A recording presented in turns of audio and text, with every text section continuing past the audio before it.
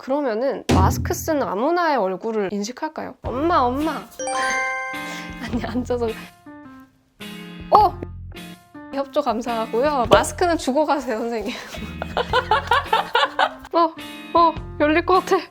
열릴 것 같아. 제가 어느 정도만 해결이 됐다라고 한 이유는 아직 완벽히 해결된 게 아니기 때문입니다. 여기저기서 지금 블랙 화면 깜빡임 현상이 해결이 됐다라고 해버리는데 제가 혹시 몰라서 확인을 해보니까 견디고 듣다 보면 늘어가는 테크 지식. 오케이. 안녕하세요 여러분, 주연입니다. 드디어 iOS 14.5 정식 버전이 나왔습니다. 제가 2달 전에, 무려 2달이나 지났습니다. 이 애플워치로 페이스 아이디를 잠금 해제하는 방법을 보여드렸는데요. 14.5 베타 버전으로 보여드리고 나서 정말 많은 분들이 도대체 정식 버전 언제 나오냐고 계속 물어보셨거든요. 드디어 iOS 14.5 정식 버전이 나왔습니다. 그래서 저도 업데이트를 했고 여러 가지 변화가 있지만 그 중에서도 꼭 아시고 꼭 써보셔야 되는 주요 내용들만 몇 개 뽑아봤습니다. 렛츠고!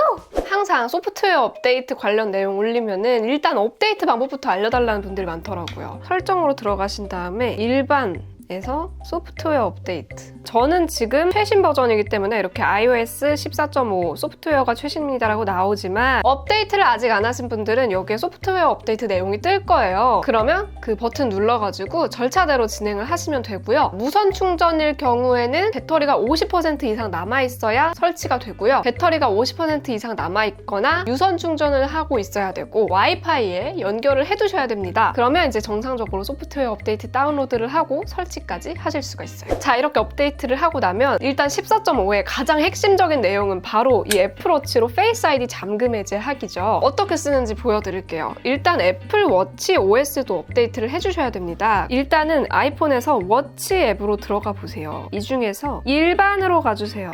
일반에서 소프트웨어 업데이트로 가보시면 저는 지금 워치OS 7.4라고 되어 있잖아요. 최신 버전이라고. 하지만 업데이트를 하지 않으신 분들은 여기에 새롭게 워치OS 7.4로 업데이트하는 내용이 나와 있을 겁니다. 그럼 여기서 또 다운로드 설치 버튼 누르셔서 업데이트를 해주시면 돼요. 제가 해보니까 워치OS는 업데이트가 조금 시간이 걸리더라고요. 그래서 인내심을 가지고 기다리시면 됩니다. 자, 이렇게 업데이트가 완료되면은요. 애플워치로 페이스 아이디 잠금 해제하는 방법은 이 워치 앱에서 하는 게 아니라요. 아이폰 설정으로 가보시면 페이스 아이디 및 암호라는 탭이 있어요. 자, 여기로 들어가 보시면 애플워치로 잠금 해제라는 버튼이 생겨요. 처음에는 꺼져 있는데 이렇게 딱 켜주시면 알림창이 뜹니다. 자, 이거를 잘 보셔야 되는데 자, 여기 조건들이 있어요. 애플워치가 근처에 있고 잠금 해제가 되어 있으며 아이폰이 마스크를 쓴 얼굴을 감지하는 경우 그냥 잠금 해제하도록 합니다. 이 말이 뭐냐면요. 애플워치에 여러분 암호 걸어두는 거 있죠. 암호가 걸려 있어야 되는데 팔에 차고 암호를 해제해 놓은 상태에서 이 페이스 아이디 잠금 해제가 작동한다는 얘기입니다. 그러니까 내가 이렇게 워치를 풀어서 놓고 있으면은 암호가 걸리잖아요. 이렇게 암호가 걸려 있으면 페이스 아이디 잠금 해제를 할 수 없다는 거예요. 즉 주인이 차고서는 암호 해제를 해놓거나 혹은 차지 않고서라도 암호 해제를 해놓은 상태에서만 작동한다는 겁니다. 그리고 마스크 쓴 얼굴을 감지하는 경우라고 되어 있잖아요. 얼굴이 없으면은 인식을 하지 못합니다. 이따 보여드릴게요. 그리고 의도치 않게 잠금 해제된 경우 다시 잠글 수 있도록 햅틱 알림을 통해 사용자에게 알린다라고 되어 있죠. 한번 보여드릴게요.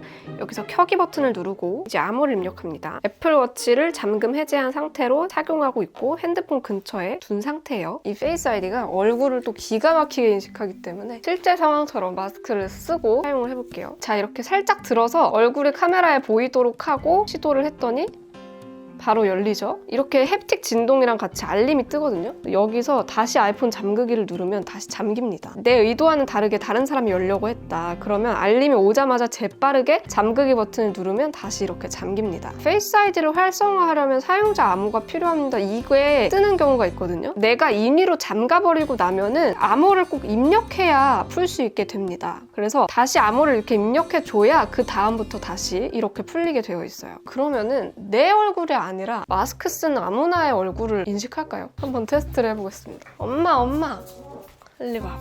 일리 와. 괜찮아. 여기 앉아봐. 아니, 앉아서 이거를 들고 봐봐. 열린다. 딴 사람 얼굴이어도 열리네요. 정말 열리네. 딴 사람 얼굴이어도 그냥 마스크만 있으면 열려버린다. 감사합니다. 네, 협조 감사하고요. 마스크는 주고 가세요, 선생님.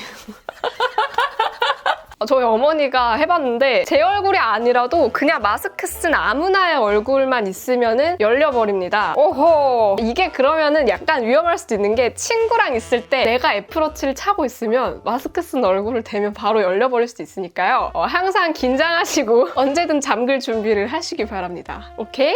그런데 이 애플워치로 잠금 해제하기는 페이스 아이디 화면 잠금 해제는 가능한데요. 이제 로그인하거나 이럴 때 비밀번호를 페이스 아이디로 입력하는 경우가 있잖아요. 그거는 안 되더라고요. 그래서 애플워치로 잠금 해제할 수 있는 건 화면 잠금 해제까지만 가능한 상황입니다. 근데 지금 이렇게 내 얼굴이 아니더라도 마스크 쓴 얼굴이면 다 이제 인식해서 열어버리는 거 보니까 그 기능은 그래 차라리 안 넣는 게 나을 것 같다는 생각도 드네요. 보안상. 그리고 이 기능은 아이폰에 블루투스랑 와이파이가 다 켜져 있어야 정상적으로 작동을 합니다. 제가 블루투스만 끄고도 해보고 와이파이만 끄고도 해보고 다 해봤는데 진짜로 블루투스랑 와이파이를 꼭 켜두셔야 작동을 하더라고요. 그래서 약간 이제 배터리를 많이 잡아먹을 가능성도 있어 보입니다. 또 이것 때문에 애플워치를 사야 되는 거 아니냐 뭐 이런 얘기까지 나오고 있던데 사실 그러기에는 제가 최근에 마스크를 반쪽만 쓰고 요렇게 한번 페이스 아이디 등록하고 대체 외모로 요렇게 한번 등록을 해가지고 결과적으로 마스크 쓴 얼굴을 인식할 수 있을지 계속 테스트를 해보고 사용을 해봤는데 살짝 내려서 이 콧 등까지 정도 보이는 정도로 해두면은 이게 매번 되는 건 아닌데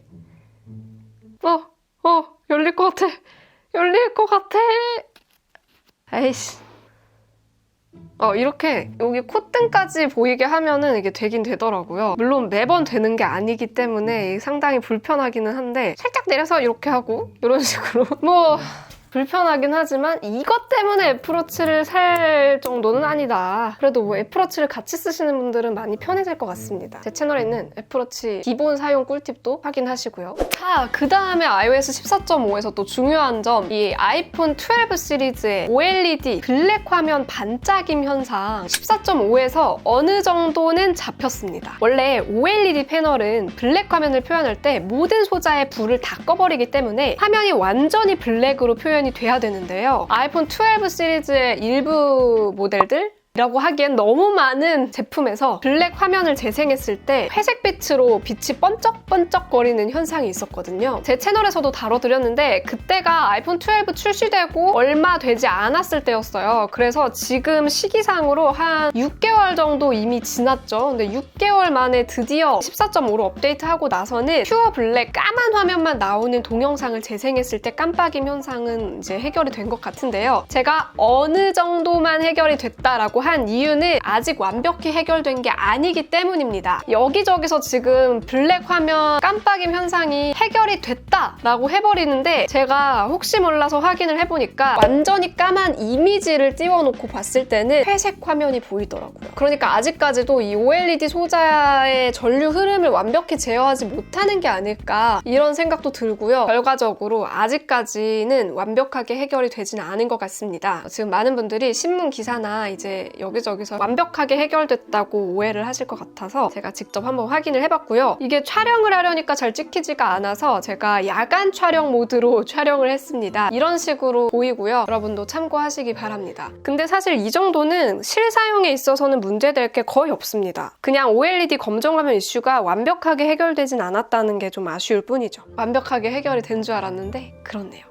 이번에는 앱 추적 투명성 기능입니다. 이게 뭐냐면요. 설정으로 가셔가지고 개인정보 보호, 여기서 추적 버튼으로 들어가 보시면 이런 메뉴가 생겼어요. 앱이 추적을 요청하도록 허용. 일단 저는 지금 처음 들어갔을 때 여기에 원신이 있어가지고 다른 건 안 꺼도 이건 꺼야겠다 이런 생각이 들었는데 이게 어떤 기능이냐면요. 말 그대로 앱에서 여러분의 활동을 추적하는 것을 선택할 수 있는 기능입니다. 일종의 이용자들에게 선택권을 주기 위해서 들어간 기능인데요. 이제는 iOS 내에서 앱들이 여러분의 데이터를 추적하거나 활동을 추적 추적하거나 이럴 때 반드시 사용자의 허가를 받아야 됩니다. 많은 분들이 이 기능을 되게 반기실 거예요. 왜냐면 사용자 입장에서는 내 개인정보가 막 빠져나가는 거에 대한 두려움이 있기 때문에 잘 된 일이다 이렇게 생각을 하시겠지만 또 한편으로는 주의해야 되는 부분도 있습니다. 이 데이터 추적 같은 경우는 대부분 그 개개인의 관심사를 추적을 해서 맞춤형 광고를 보여주는 데에 활용이 됩니다. 예를 들어서 여러분이 강아지에 대해서 너무 좋아하고 반려동물을 키울 준비를 하고 뭐 이런 사람이 있다면 그 사람한테는 페이스북이나 인스타그램을 내릴 때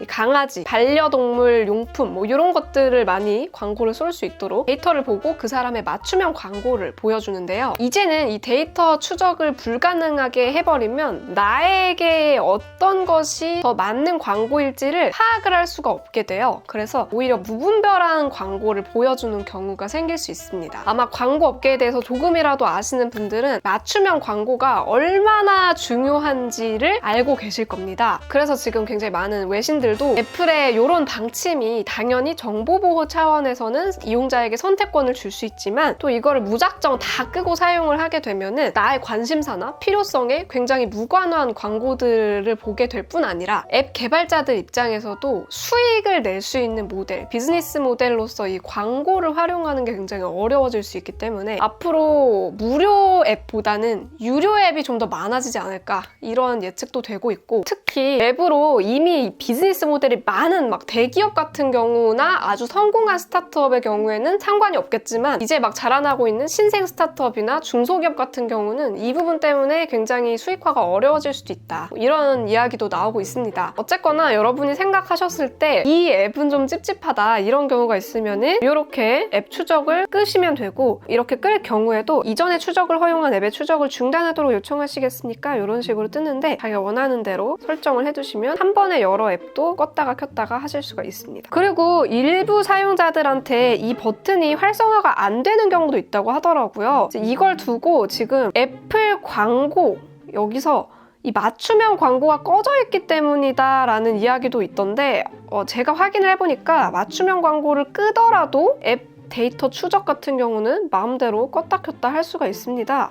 일부 활성화가 안 되는 유저들이 있다는 거는 애플 소프트웨어의 오류가 아닌가 하는 의심도 들긴 하는데 이 부분은 나중에 해결이 되면은 커뮤니티 탭을 통해서 한번 알려드리도록 할게요. 자, 그 다음에 또 추가된 기능이 바로 나의 찾기에 새로운 기능이 추가가 됐습니다. 이 나의 찾기 앱으로 들어가 보시면은 기기, 물품, 나 요 중에서 물품 버튼을 눌러보시면 물품 추가가 있는데요. 이제 이 물품 추가 버튼을 통해서 에어태그를 추가할 수가 있습니다. 그래서 이번에 발표된 에어태그 제품 사용하시게 되면은 여기다가 에어태그 추가를 해가지고 등록을 해서 에어태그의 위치를 나의 찾기에서 확인을 하실 수가 있습니다. 여러분도 애플 발표 때 보셨을지 모르겠지만 에어태그를 추적을 할 때 이 앱에서 에어태그의 위치, 방향, 나와의 거리까지 표시를 해주더라고요. 요거는 제가 에어태그 출시되면은 직접 구입을 해서 한번 리뷰로 다뤄드리도록 하겠습니다.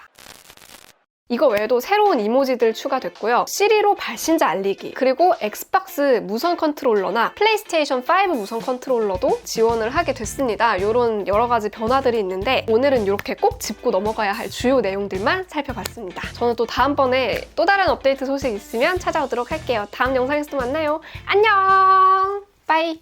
오늘 영상이 도움이 되었다면 구독, 좋아요 눌러주시고요. 알림 설정 버튼 누르셔서 전체 알림 설정해주시면 영상을 놓치지 않고 보실 수 있습니다. 다음에 또 만나요. 안녕!